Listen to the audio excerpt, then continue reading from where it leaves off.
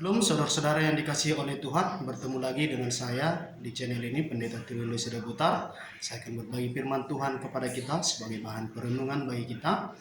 Mari kita mempersiapkan diri, kita mendengarkan firman Tuhan pada saat ini dari kitab Keluaran pasal yang ke-17, ayat yang pertama sampai ayat yang ke-7. Demikian firman Tuhan.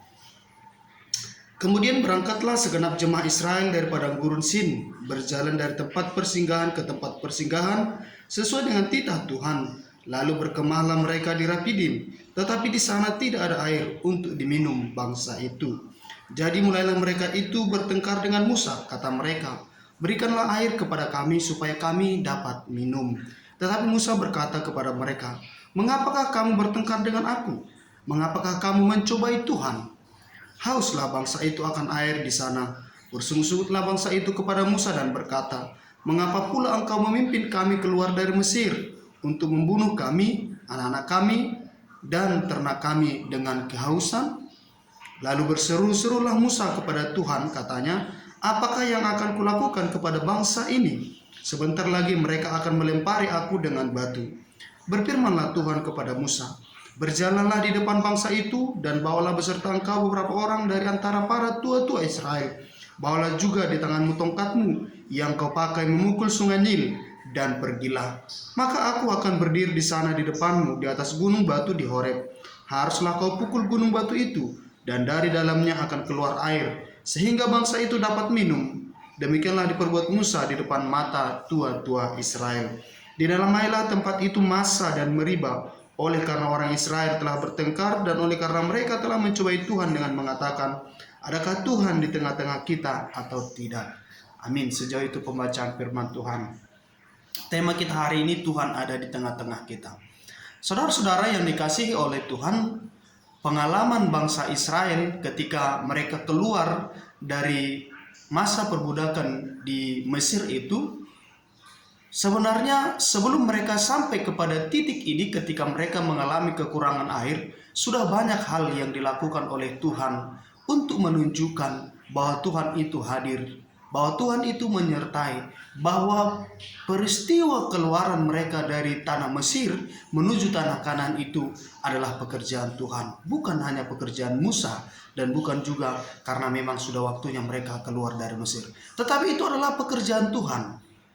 Dan itu sudah dibuktikan dalam banyak hal.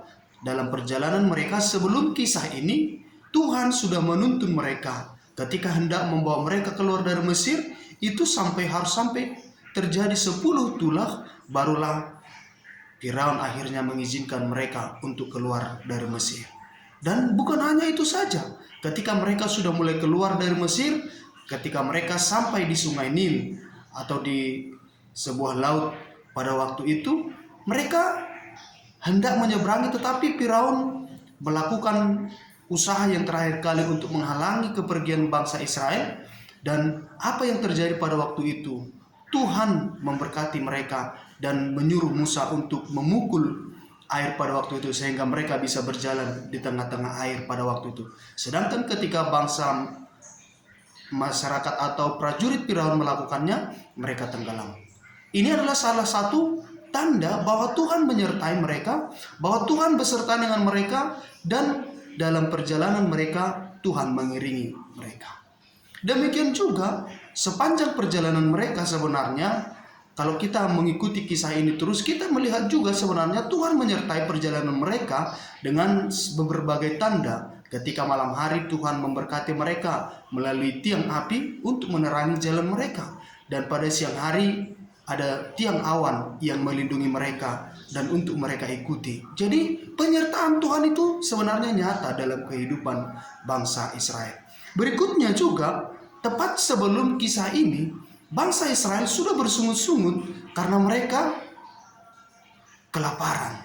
Karena mereka mengalami kekurangan makanan, lalu mereka mulai bersungut-sungut dan mulai mengatakan kepada Musa, bahkan sampai bahasanya, "Lebih baik kami mati di Mesir." Walaupun itu sebagai budak, lebih baik mereka mati di Mesir. Kenapa? Karena di Mesir katanya mereka masih bisa menghadap kuali berisi daging sambil makan roti kering. Artinya mereka tidak peduli apakah itu mereka sebagai budak, tetapi yang penting mereka selama di Mesir masih bisa makan. Di satu sisi secara logika memang untuk apa mereka keluar dari tanah pembuangan itu, dari tanah Babel, dari tanah Mesir itu, kalau pada akhirnya mereka dalam perjalanan tidak makan. Tetapi sebenarnya ini mau menunjukkan bahwa mereka adalah umat yang selalu mementingkan kebutuhan perut, yang hanya memperhatikan kebutuhan perutnya semata, tidak pernah hanya memperhatikan kepentingan bagaimana supaya mencari Tuhan. Saudara-saudara, apa yang terjadi pada kisah ini sama seperti kisah seorang, misalnya coba kita bayangkan ketika kita seorang laki-laki misalnya sudah memberikan segalanya, melakukan segalanya untuk wanita yang dia dambakan, wanita yang dia cintai misalnya, sudah memperjuangkan, memberikan segalanya, lalu tiba-tiba ketika sudah dekat hari yang dinantikan untuk melakukan pernikahan misalnya, tiba-tiba dikatakan, aku tidak mencintaimu, aku tidak merasakan engkau hadir, penting untukku. Coba, apa yang akan dirasakan oleh laki-laki tersebut? Saya kira saudara-saudara, apa yang dialami oleh Musa pada waktu itu juga kira-kira demikian. Apa yang sudah diperbuat oleh Tuhan, penyertaan Tuhan dalam perjalanan mereka, mulai dari keluar dari Mesir, semua Tuhan berkati perjalanan mereka. Tetapi ketika mereka kekurangan, sebelum ini kekurangan makanan, mereka bersungut-sungut. Dan dalam kesempatan ini, ketika mereka kekurangan minuman, ketika mereka kehausan, mereka kembali bersungut-sungut. Bahkan pertanyaannya sampai kepada sebuah pertanyaan yang sangat menyayat hati, yang menunjukkan kerapuhan iman, yang menunjukkan kerapuhan kepercayaan. Mereka langsung bertanya, adakah Tuhan di tengah-tengah kita? Saudara-saudara yang dikasihi oleh Tuhan, ini adalah pertanyaan yang mungkin juga sebenarnya sering dalam konteks yang berbeda kita alami atau dialami oleh siapapun dalam kehidupan sebagai orang Kristen. Ketika mengalami yang namanya kekurangan, ketika mengalami yang namanya keterbatasan, maka mulai muncul pertanyaan, apakah Tuhan itu benar-benar ada? Apakah Tuhan itu benar-benar hadir? Tetapi Bapak Ibu Saudara-saudara, apa yang terjadi pada kisah ini sesungguhnya mau menunjukkan kepada kita paling tidak dua hal. Pertama, kita sekarang memasuki masa-masa Lent. Jadi setidaknya pesan firman Tuhan dalam beberapa minggu di masa-masa Lent ini berbicara tentang kebutuhan-kebutuhan yang mendasar dalam kehidupan manusia. Kalau minggu sebelumnya kita belajar ketika Yesus katakan bahwa manusia hidup bukan dari roti saja. Lalu ketika Yesus juga katakan, jangan khawatir akan apa yang akan kamu makan, apa yang akan kamu minum, apa yang akan kamu pakai. Semua itu menunjukkan bahwa itu memang makanan, minuman, pakaian itu adalah kebutuhan-kebutuhan mendasar dalam kehidupan kita sebagai manusia dan sebagai juga umat Kristen. Tetapi setidaknya pesan firman Tuhan hari ini mau mengingatkan kita, kebutuhan yang mendasar itu bukanlah menjadi sebuah alasan bagi kita untuk mempertanyakan kehadiran Tuhan. Jadi jangan karena kita dalam mengalami kekurangan-kekurangan, sekalipun itu adalah kebutuhan-kebutuhan yang sangat mendasar, jangan kita langsung mempertanyakan kehadiran Tuhan. Saudara-saudara, minggu lalu sudah dikatakan bahwa makanan itu, hidup itu lebih penting daripada makanan. Artinya bahwa makanan itu memang mempengaruhi kehidupan manusia, tetapi tidak selamanya makanan menentukan nyawa manusia. Tidak selamanya makanan akan memperpanjang hidup manusia. Karena hidup itu adalah pemberian Tuhan. Dan apapun yang kita makan, terkadang itu tidak mempengaruhi ketika itu sudah waktunya bagi kita. Saat kita sakit, saat kita mengalami sakit-sakit tertentu, kita justru dibatasi untuk makan makanan tertentu. Demikian juga dengan minum. Dalam teks di Perjanjian Baru, ketika Yesus berbicara dengan perempuan Samaria, Yesus dengan jelas katakan kepada perempuan Samaria itu, jika kamu minum dari air ini, kamu akan haus lagi. Tetapi jika kamu minum dari air yang akan kuberikan kepadamu, kau tidak akan haus lagi. Apa yang mau disampaikan oleh Yesus? bahwa makanan atau minuman, secara khusus ketika berbicara dengan perempuan Samaria, bahwa minuman itu memang penting. Dan pada waktu itu memang Yesus sedang membutuhkan minuman. Tetapi apa yang menjadi lebih penting adalah bukan soal apa yang kita minum, tetapi bisakah kita bertahan hidup dengan kepercayaan kita kepada Tuhan. Apa yang dialami oleh perempuan Samaria itu mengajarkan kepada kita, memang minuman itu penting, tetapi Tuhan itu yang memberikan kita kehidupan itu jauh lebih penting. Saudara-saudara yang dikasihi oleh Tuhan, maka pesan pertama dari firman Tuhan pada hari ini, jangan sampai karena makanan kita kehilangan kepercayaan kepada Tuhan. Jangan karena kebutuhan fisik kita kehilangan keyakinan kepada Tuhan, bahwa Tuhan tidak bekerja, bahwa Tuhan tidak berkarya, dan bahwa Tuhan tidak hadir di tengah-tengah kehidupan kita. Setidaknya itu pesan pertama yang mau disampaikan kepada kita. Lalu pesan yang kedua, di masa-masa lem ini juga sebenarnya Tuhan mau mengingatkan kita supaya bagi kita orang-orang yang mau belajar untuk melakukan puasa misalnya, ini sebenarnya mau mengajarkan kita bahwa makanan ini sama sekali bukanlah yang terpenting dalam kehidupan kita. Sekali lagi saya mau mengatakan bahwa makanan itu memang penting, tetapi yang memberikan kehidupan kepada kita, yang memberikan nyawa kepada kita, yang memberikan napas hidup kepada kita, itu jauh lebih penting. Maka jangan sampai karena kebutuhan kita mulai meragukan kehadiran Tuhan. Saudara-saudara yang dikasihi oleh Tuhan, pengalaman bangsa Israel pada waktu itu, mereka bersungut-sungut, lalu mereka katakan, begitu teganya kau Musa membawa kami ke padang gurun ini hanya untuk mati karena kehausan.